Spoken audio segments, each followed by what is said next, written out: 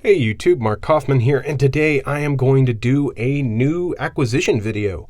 I haven't done one of these in a while. The most recent one I had done was over my Chris Reeves large Sebenza, and I usually do those videos with multiple knives because then I'm not over and over and over and over making a video on, hey, look at this new knife. So I'm actually going to be including, I think it is four knives, because I'm also going to be doing an unboxing. One thing that's new is I finally got my watch back from service, so it is up and running, and I am happy to have it back. So let's get started on the first knife that I got, and I got this one yesterday. This is a Case Muskrat in their rough black Durlin handled cover model. So this is a Durlin handle, but it's gonna be kind of textured to be like a bone or like a horn, buffalo horn. So for me, I thought this would be a great one just to throw in the pocket. Even if I have keys in my pocket, I really don't care. I have a Muskrat, but the bone on that is just gorgeous, and it has slanted bolsters and everything, and I really carry that one like on Sundays, and it's just one of those knives that I'm just not going to be beating up on. So this is definitely one for that. The blades are okay. The sharpening wasn't all that great, to be honest. You can see on this side it's pretty even, and then in the very, very back there near the choil, you can see that they really didn't reach that point, but it's not a problem. I mean, it's sharp, and it's got a pretty fine edge on it. So Muskrat, you have one nice large California clip blade, and then you have another large California clip, and then on this one again, missed the back end on the other one. So I'm figuring this person was probably right-handed and is just a little concerned here, but they actually did get the choil, so they were on the mark. They just missed the blade, and they got the choil, you can see right there at the edge there. So it's not a problem. I mean, when you're paying about 50 bucks for a knife, I would expect a little bit better sharpening than that, but these are all hand sharpened, and they're not done by computers. So that is the first new knife. The other one is going to be another Case, and this is a mini trapper. I've never really had a mini trapper, so I thought I'd pick one up. Bought this one for 38 bucks, brand new. The only caveat was that it had no box or paperwork with it, and that really didn't bother me, so I grabbed this one. I really like this small clip blade, but I will say this has some side-to-side play. It's not too bad, but it's noticeable, not in use, but if you wiggle it back and forth, you do feel it. And then there are some pretty, I guess, large gaps, but you know what? I'm not really bothered by that. This stays open when you're using it. Springs are relatively tough and strong, so not really a problem there. And the sharpening on this one was a lot better. So picked up a small trapper, which is different for me. I usually don't go for trappers, but I've found myself kind of warming up to them, and I wanted two back in the collection. So this one is one that I've been carrying a lot. I've been carrying it in this Almar pocket slip here, but this one is in the jigged chestnut bone, and I thought this one just looked real vintage, just looked really old, and I think I really lucked out. We've got some nice almonds in there. We've got some nice tobacco colors. We've got some blondes, nice burnt reds and browns, just a lot of different colors there in the bone, and I think it really came out great. This one is really, really nice, but I've already sharpened the main blade. And this wasn't a problem with the blade. There was no problem with the sharpening. It's just I wanted it to be sharper. This is going to be the blade that is going to be probably used, I guess, the most, so I really wanted it to be a slicer, and yeah, I just ended up sharpening this. Now this is in Case's CV steel, so this is going to be a carbon steel, and I'm actually not going to do anything to this. I'm not even going to throw any oil on it. I'm just going to see how the CV steel holds up and how it develops. in patina. So I'm just going to let this one ride natural. But here we have the spade blade, and that is a case trapper. Now the only thing about this one that I have noticed is there is a little bit of blade wrap. You can see that right on the edge there, right there. And just a little bit, but it's not too bad. So that is the third knife, and the fourth one I have yet to open. I just got it in the mail today, so I thought I would open it. So still have it here in its box. I'm just going to open it here on this side,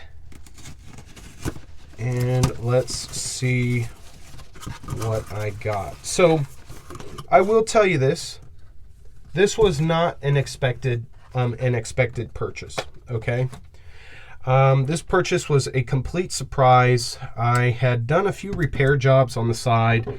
I am a full-time watchmaker, and I ended up taking a job, and it was a job that was just going to add some income, you know, and didn't really need the money. So I thought, well, why not buy another Chris Reeves knife? So for me, there was a little bit of hesitance behind this purchase, but you know what? I decided, when are you going to have this chance again, and be able to get one of these while they're available and while you can actually snag one up, because they're getting harder and harder to get until they get restocked.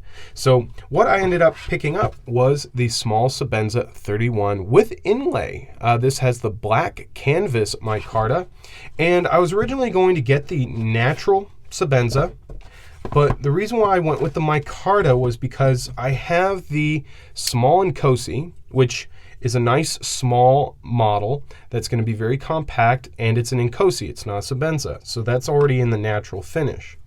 Then I have the Chris Reeves large Sebenza, which is in its natural finish. This would be the classic, well, not the classic Sebenza, but the classic styled Sebenza.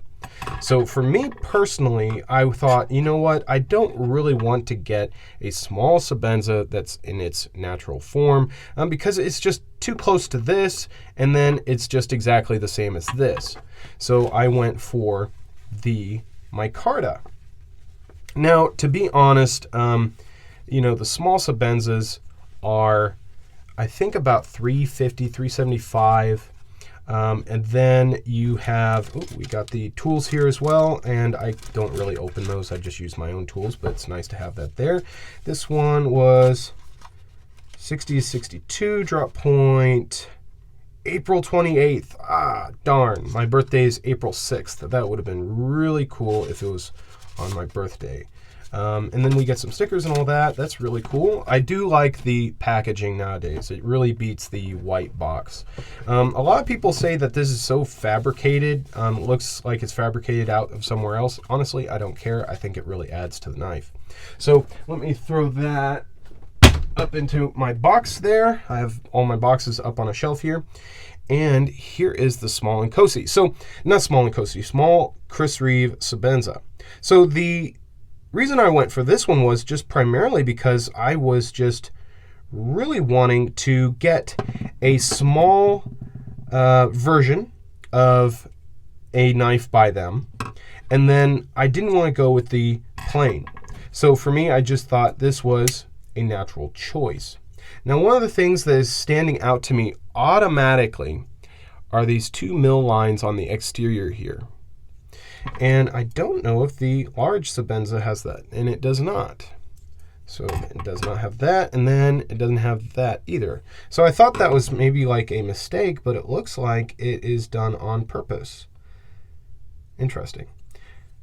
Lock bar feels just fine. Lockup is fine. Solid. Now there is a little bit of up and down, but I don't think that is because the lock is failing.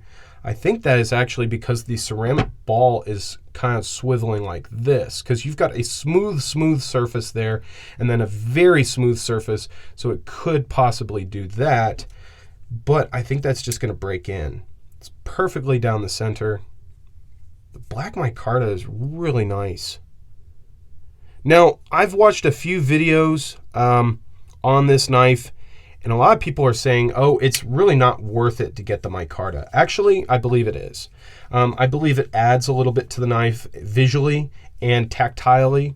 I do feel like this kind of has a good grip, but I would really like something on the side here just to kind of fill up your hand just a little bit.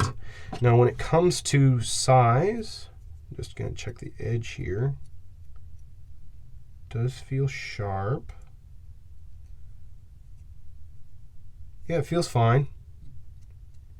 And I've noticed that Chris Reeves knives don't really have that hair shaving sharpness, but they are like a working edge. So let's see here, compared to, so it's a little bit bigger. It's just a tad bit bigger. And if we had to go like butt to butt, it's a little bit bigger. And honestly, I feel the difference. This feels a little bit bigger than the Inkosi, and my hand does not feel as crowded. But this is still very comfortable.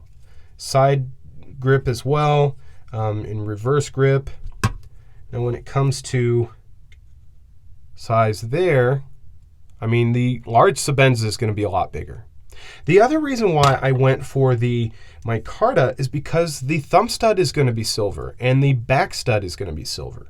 So what you're not going to have is both of these thumb studs. Even just me having this less than a month, you can see it's almost silver.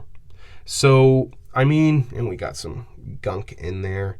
I've been really using this. I've been using this out in the yard, opening up mulch bags. I've been using this all the time, and it has held up very, very well. So I know that I'm not as in awe as I was with the large Sebenza, and as I was with my very first Chris Reeves knife, which was the small Inkosi.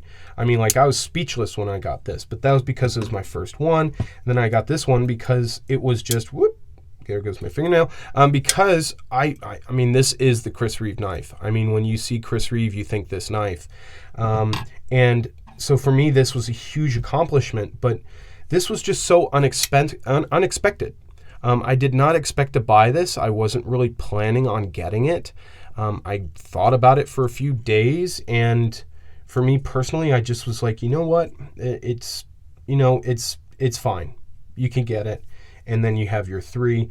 And I am still thinking about, yeah, that's just the detent. That's not really bad side to side or up and down. I'm talking like you just feel just, well, now it's gone. Now it's gone. It's not even doing anything now. I guess it just needs to be broken in. But for me, I am really thinking about the Chris Reeves slip joint. But at this point, I have like my grippy worker. I can just beat this one up.